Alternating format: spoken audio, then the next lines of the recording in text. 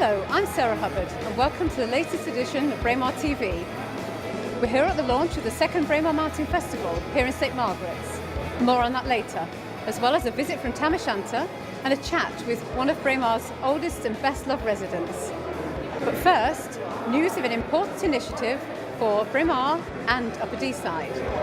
Hi, I'm Aileen Longino and I'm Development Officer for Aberdeenshire Voluntary Action, or AVA for short, and I work within local community groups throughout the whole of the Deeside corridor from west of Banchory through to Braemar, and at the moment I'm working on a very exciting project within a steering group involving partners from the different areas of that corridor and also some volunteers who work and live in the communities.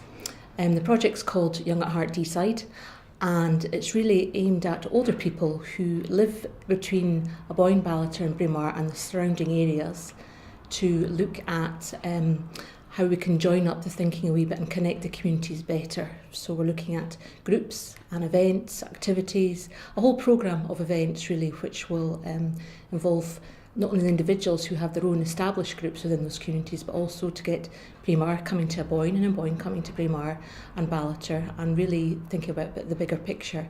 The purpose behind it really is to make them have one-stop shop where people know within their library or a community magazine or on the local press or with Braemar TV where they can find out about what's happening in their area.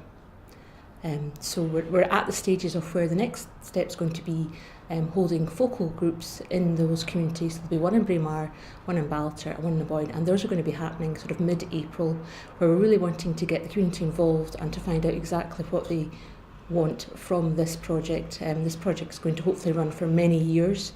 At the moment we're running it with a steering group, but we hope eventually that the community will take ownership of it, and we're also looking to recruit somewhere down the line soon somebody in a coordinating role who can coordinate all the activities, because as you can imagine in the small communities there's hundreds of groups, even just doing a quick head count within those small villages there's lots of groups going on, so it's really making it as up to date and as real for people in those communities as possible. We've discovered that there's a lot of isolation in those communities, especially older people who maybe don't get access or don't know about what's going on or just really feel they can't get along to it. So really we're looking at the well-being of those individuals, and rural isolation is a big problem in our area, as we know. Watch this space. We're really quite an embryonic stage at the moment. There will be a Facebook page, there will be a website, there will be things up in your local community libraries or in your mobile library. There'll be visible signs of it happening, but we're really at the fairly early stages. We're getting funding in place at the moment because we want it to be sustainable. We don't want it to be a flash in the pan, 1 year programme of events, next year it's gone, because none of us are getting any younger. And the point being behind it is that just because you're older doesn't mean life stops. You don't stop learning, you don't learn new skills. All these things must carry on, and we're really wanting to make it as creative and enjoyable for the communities as possible. Well, we're here at the Mountain Food event at Castleton Hall, and I'm joined just now by Sue Harper-Todd, one of the organisers, and Robert Cameron, the new chef of the Five Farms Hotel. So Sue, tell us about the programme, and are you looking forward to it? Yes, we're really excited because this year we have got plenty of snow. So we're going to have ski touring this weekend and winter skills, learning to use ice axe and crampons. We've got speakers talking about climbing, talking about Nan Shepherd, talking about mountain biking. So we have got plenty on the programme. Something for everyone. Yes. And Robert, can you tell us a little bit about what was on the menu? Yep, so tonight from the Five Farms was a celeriac and parsnip soup, a venison hair sausage roll with a prune ketchup, and one of the mains was a shin of beef with pear onions and malt and some stout in there as well. And then for dessert we had a rhubarb full with a lemon shortbread crumble on top. Absolutely delicious. So Sue, this is the second Braemar Mountain Festival. Will there be a third? There definitely will be a third. Next year, the first weekend in March, we'll see you all there. Fabulous. Well, this is Sarah Hubbard for Braemar TV.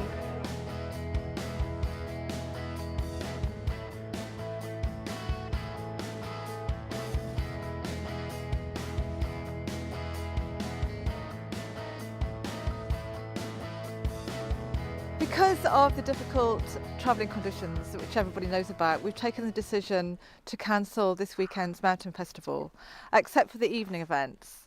And everybody who's booked and got tickets will get a full refund. And even though it's wonderful, beautiful snow everywhere, just too much.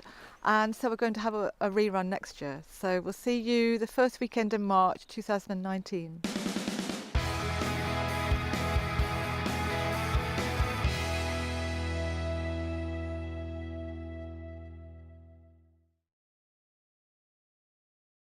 Your granny, tell me about her. She was in Mintlo? Yes. And when my grandfather died, she ran the post office in Mintlo, but there was an awful fire there and she couldn't go back. But it was really good. The post office folk must have helped her because she came to run the post office in Braemar. So that was quite a thing, wasn't it? And I don't know if she liked it. I don't think she did, because she would have left all her friends and that, and my mum too. Anyway, she came up here. So with family? Mm-hmm. Who did she come with? Well, her oldest daughter, who ended up being a secretary to a blind MP, because she hated it here, she couldn't stand the hills. She felt they were coming in on her.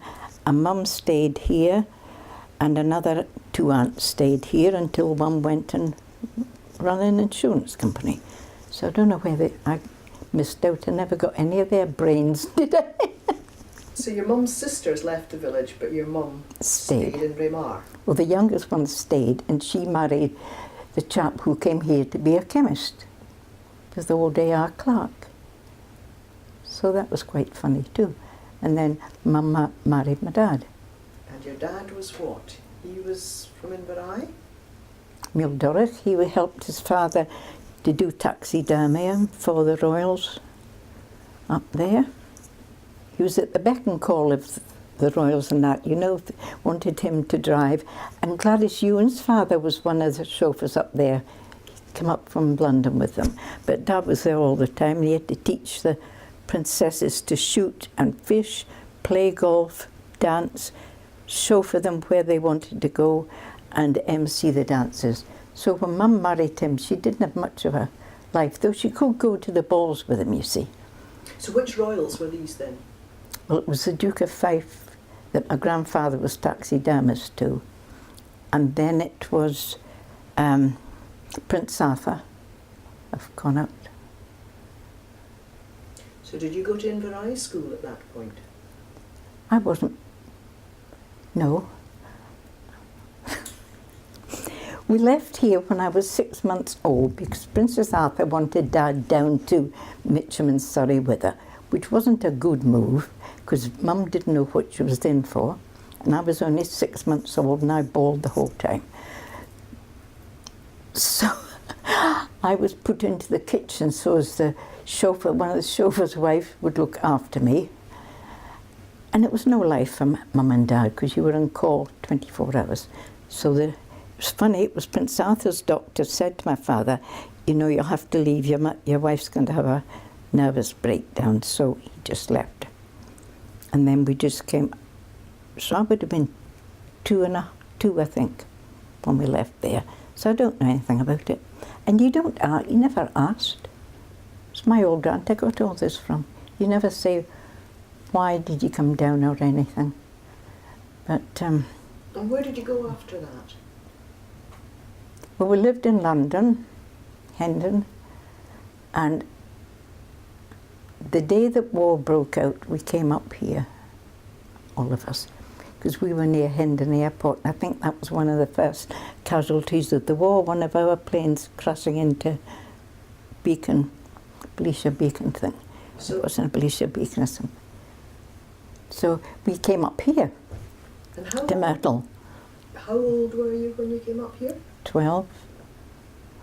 Just delighted. It was just great. And where did you come to when you came up there? Here. Myrtle, yes. Because it belonged to relations. Like my aunt Maggie, you remember her? And her husband's family, it belonged to them. And they had tulip down the back there and this, so we got it. I think there would have been Glasgow evacuees here and here if the house wasn't occupied by someone else, because they put them in all the vacant houses, you know, the holiday let houses. And where did you go to school here? Ballater. Went to Huntly for 3 months, 6 months because I couldn't travel, but I was so homesick. I just couldn't stay. Anyway, went to Ballater and then to Banchory to get your house. And when you left school? Well, I wasn't going to leave school because my father said you've got to stay on, do your other 2 hires. And by that time the war would be over and we'd go back somewhere, I don't know where. But then he died, so I just got my highest results and written him and told him. And he just suddenly died, so I just stayed here.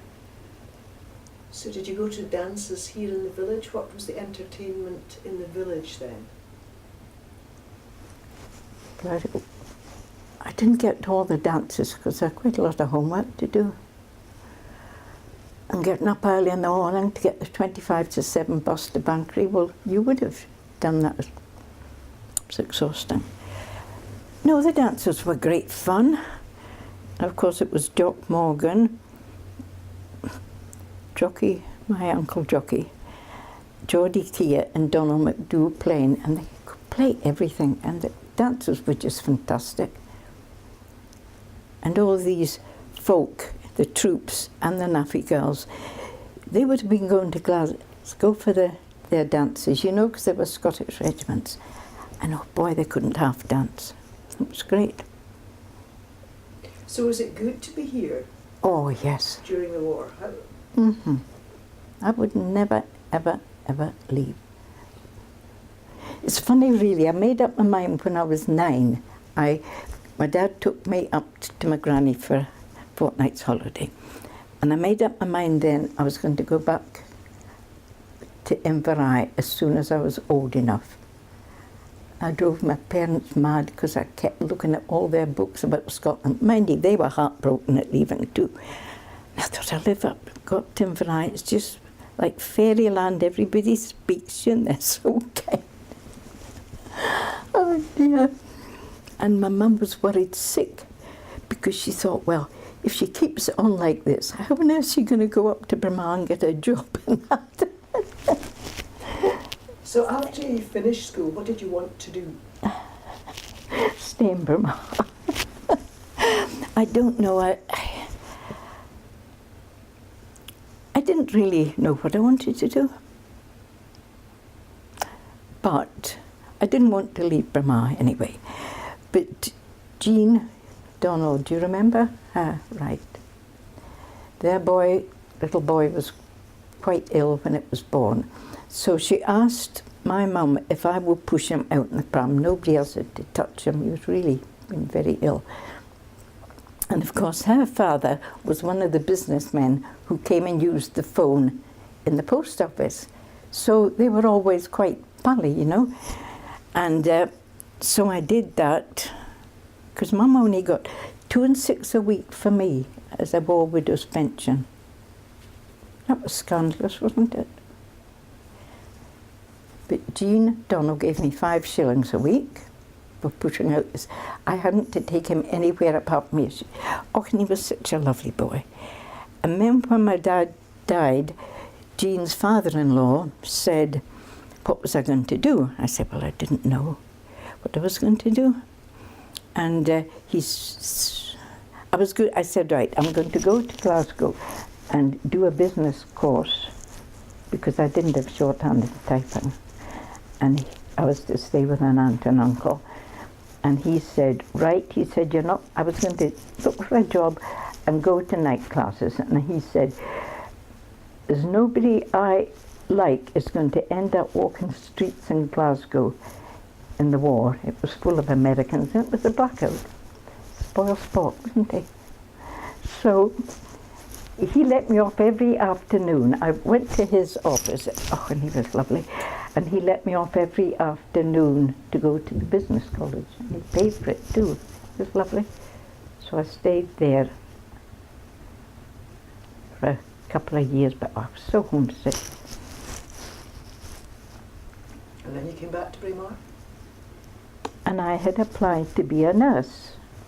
And everybody was putting me off it because they said I'll cry every time someone's ill and I won't be able to give an injection. I'll be jabbing them and hurting them. Everybody put me off. And I ordered all my books, I got them, and I had my uniform made, and I was due to start in October. But I came home at the end of August, went to the games, and the factor wanted a new secretary there, and he'd never seen me. But Sandy Gerry told him about me, and the job was mine if I would take it. Oh, I was so delighted. It's the best job ever. It was just lovely. So had the new laird arrived by that time? No. So I was there when he was Captain Compton and before he was really owned the estate. It was great. It was lovely. So that must have been quite a time when the laird took over with his new wife. Yes, but he did come back and forward, and actually Mrs. Faxon was lovely. So I did her books as well as the estate one. And I think now, when you think of the office, well, Derek Beattie doesn't know how he managed. You know, it was just little old me and I had no experience. But I just loved it, absolutely loved it. Mrs. Faxon was so kind, she had no side about her. And she said, and it was the time that Princess Margaret's marriage broke up, or when she wasn't allowed to marry. And she said to Mum, we'll have to be very careful because the Queen Mother will be easily upset. So, and then when the Queen Mother came over to look at the things, Mrs. Faxon and Mary Bell moved right away and let Mum be there serving her. Wasn't that nice of them? So I've got a lovely photo of that. I like Mrs. Faxon, she was lovely. Up to our tale. They market night.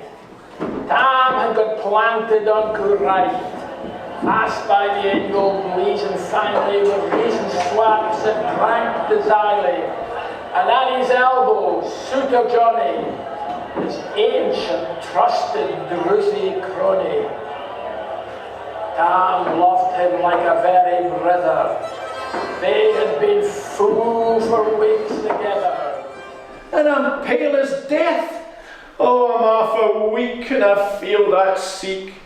I tried to smile, but I'm bad with the bile, I'm just nae wheel. So he took some blood, gave my knee a thud, and made me cough with my jacket off. He asked for a sample, said thanks, that's ample. Then he checked my chest and said, bed was best.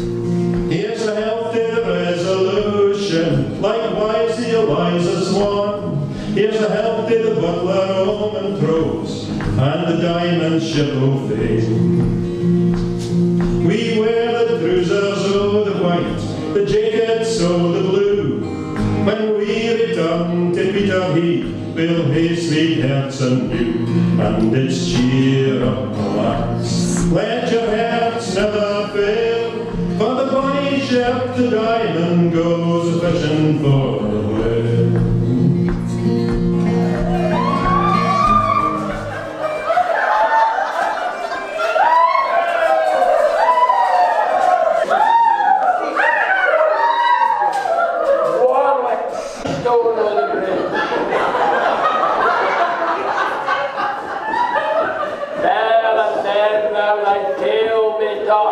Running stream they dare to cross, but ere the key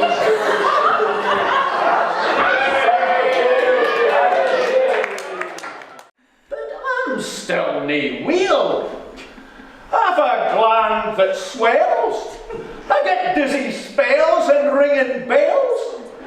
I get back to doctor. I says, Dr. Cruikshank, I've got this funny lump in my lower rump. I've a gland that swells and dizzy spells. Will I ever rally? Or can I swally? I'm that nae wheel. So the doctor says, have you that sore heat? Your skin's half flaking, your legs are shaking, Your face is puffy, your nose is stuffy, you're awfully hot. I says, "Fin have I got?" He says, "I haven't a clue, but I've got it now." And it's cheer up, my lads, let your hearts never fail, for the bonny ship, the Diamond, goes a fishing for the whale.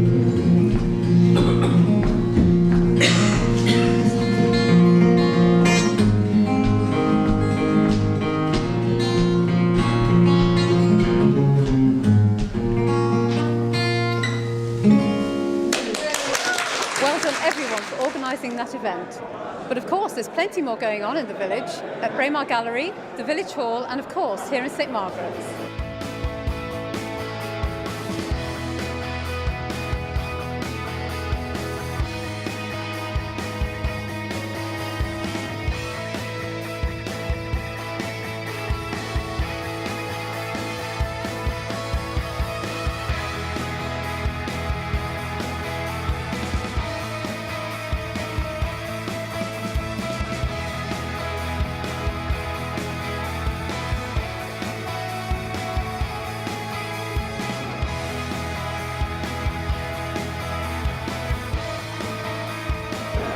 The Mountain Festival will be over by the time many of you see this, but the hills and the delights of Braemar will always be with us.